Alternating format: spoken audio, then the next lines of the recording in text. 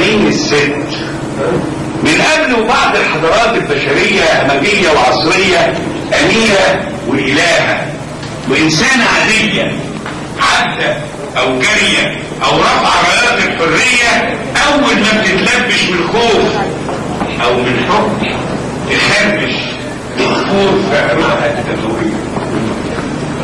جسم المرأة زغروطة، والرجالة الأيام دي ما تنقش ضعف.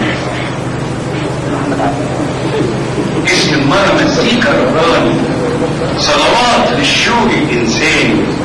ورجالة الأيام دي يا إما كفرة ما سمعوش مواويل في حياتهم، يا أولاد ولداء لا شموا ريحة المطرة في الصبحية ولا أكلوا من فرح.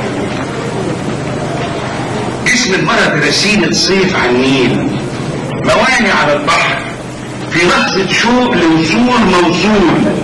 والراجل جدته عتبت قهوة أم نبيل أو مركب خردة في رحلة شقة على طول. جسم المرأة فوق أي سرير سلطاني، في طرف صوابعه سر الملك وخاتم سليماني. والرجالة بتوع الأيام دي عامة، أنفار، عمال ترحيل، مالهمش إلا في ساعة الحوجة والعوزة وأيام الأحلام المهزوزة عفان. جسم المرأة حضن وملجأ لكل غريب الدار، ذاك متعود انه مع اول خطوة بره حدوده يدور يؤجر حتى امه وابوه مع اول لمسة من ست، وينسى بداية ونهاية المشوار، ويخلط ما بين الشوق للمية والخوف من جمر النار. جسم المرأة انهار، فيضان، امطار، اعصار، مالوش اي مواسم ولا له حاكم، لكن يقدر راجل افضل وعديم الهندام وقليل الضغط يملكه زي ما يملك خشب المهر الجام، ولو بالصدفة او خلقة ربنا انكشفت له اسرار. امتى يوهوج بالحب الجمرة، وامتى بالحنية تولع وتكن النار.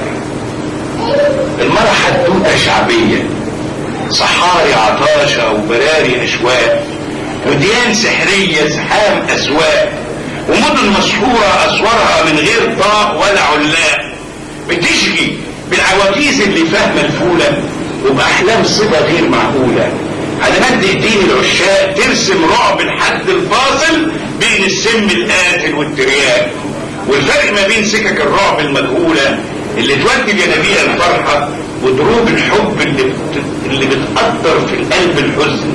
فيها ست الحزن الحية والجنية وفيها الهولة، لكن الراجل قصة فيلم سخيف كل الادوار فيه شبه بطولة، خالية من سحر الحلم.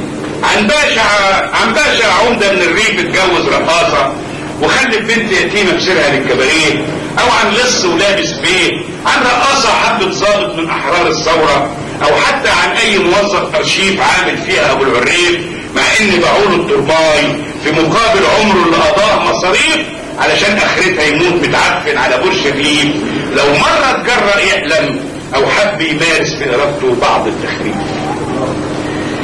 المرة اللي برضاها تعاشر تيس نبطاح ليه تستغرب وتلوم الحظ لما غصب عنها تتحول نعجة؟ انا قلت لكم الاول اعذروني، اوعى تصدق انك تقدر على مرة او انك من غير المرة هتعيش لمجرد انك خلقت لنفسك مسرور السياف، او انك ركبت نياب او خرابيش وحفظت جميع الحواديت اللي هي ابتدعتها على مر عصور البشرية امنا حواء، لاجل ما تستغني بظل الحيطة الخواف عن ادم وتآمن على روحها وتاكل عيش، تحمي ضعفها من عدم الانصاف بتقصقيص ريش الرجالة المهابيش وتكسير مناخير ولاده زعماء وملوك او حرفيش. وازاي بقى اقدر احرر مرة وانا عبد شهواتي بكل ارادتي؟ ازاي وانا ملك لعاداتي واسير لمراتي او لعشيقتي المجهولة اللي بتمنى من قلبي وبحلم حلم اللي جعان بالعيش انها تستعبدني يوماتي لاجل الرجالة اللي زي حالاتي من ايام ادم والاخر ايام الزمن الاتي. قد تكون القصيدة لسه ضابطكم لان مش عاوزين تسمعوا حاجات عن الستات والحب والحاجات دي. انا عندي كتير والله حاجات عن الستات والحب كتير، وهي المشكلة ده هقول لكم بقى اللي هيعجبكم.